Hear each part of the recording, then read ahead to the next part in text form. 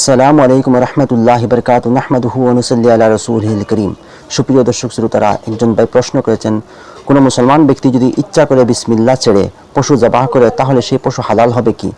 দেখেন, ইচ্ছা করে যদি কোনো মুসলমান ব্যক্তি পশু জবাহ করে তাহলে সেই পশুটা হালাল হবে না, সেই পশুটা হারাম হয়ে যাবে। ইচ্ছাকৃত যদি বিসমিল্লাহ ছেড়ে পশু জবাহ করে তাহলে সেই পশুটা হারাম হয়ে যাবে, সে পশুটা মৃত পশুর হুকুমে হয়ে যাবে। হ্যাঁ, অনিচ্ছাকৃত যদি কোনো সময় বিসমিল্লাহ কোনো মুসলমান ব্যক্তি ছুটে যায় তাহলে সে পশু হালাল হবে। যেমন ফতোয়া শামীর মধ্যে উল্লেখ রয়েছে, ওয়ালা তাহিল্লু যাবিহাতাম মান তাআম্মালা তারাকা তাসমিয়াতি মুসলিমান আও কিতাবিয়ান লিনাসিল কুরআন।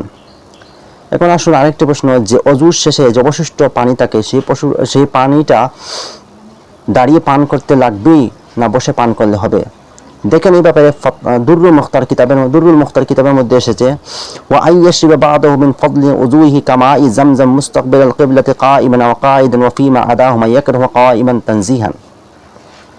সেখানে উল্লেখ রয়েছে, অজুর শেষে যে অবশিষ্ট পানি থাকে সেই পানি এবং জমজমের পানি সেটা আপনি দাঁড়িয়েও পান করতে পারবেন, বসেও পান করতে পারবেন। দাঁড়িয়ে পান করাটা সেটা হচ্ছে মুস্তাহাব, ফরজ ওয়াজিব সুন্নতে মুআক্কাদা সেটা হচ্ছে মুস্তাহাব। আপনি যদি বসে পান করেন তাও হয়ে যাবে, দাঁড়িয়ে যদি পান করেন তাও হয়ে যাবে, কোনো অসুবিধা হবে না। যেমন ফতোয়া শামীর মধ্যেও একথাটি উল্লেখ রয়েছে। এখন আসুন একটি দোয়া, অজুর শেষে যে দোয়াটি রয়েছে সেই দোয়ার ফজিলত কি? এই দোয়ার অনেক ফজিলত রয়েছে, শুধুমাত্র একটা ফজিলত আমি ধরতে চাচ্ছি আপনাদের সম্মুখে, যেটা সুনান আবু দাউদ কিতাবের মধ্যে এসেছে। হযরত উমর রাদিয়াল্লাহু তাআলা আনহু থেকে বর্ণিত এই হাদিসটি, সেখানে বলা হয়েছে, মান তাওয়াজ্জা ফা আহসানাল উযুয়া, যে ব্যক্তি ভালো করে ওযু করে নেবে, ফরজ ওয়াজিব সুনান মুস্তাহাব সবকিছু আদায় করে যে ব্যক্তি ওযু করবে, এরপরে ওযু শেষে যদি বলে সুম্মা ক্বালা আশহাদু আল্লা ইলাহা ইল্লাল্লাহ ওয়াহদাহু লা শারীকা লাহু ওয়া আশহাদু আন্না মুহাম্মাদান আবদুহু ওয়া রাসূলুহু আল্লাহুম্মা জাআলনি মিনাত তাওয়াবিন ওয়া জাআলনি মিনাল মুতাতাহহিরিন, এতটুকু পর্যন্ত যদি দোয়া পড়ে কোনো ব্যক্তি, তাহলে কি হবে? ফুতিহাত লাহু আবওয়াবুল জান্নাতি সামানিয়াতি ইয়াদখুলু মিন আইয়িহি শাআ, সে ব্যক্তির জন্য জান্নাতের 8টি দরজা খুলে যাবে, সে যেদিকে ইচ্ছা করবে সেদিকে ঢুকতে পারবে।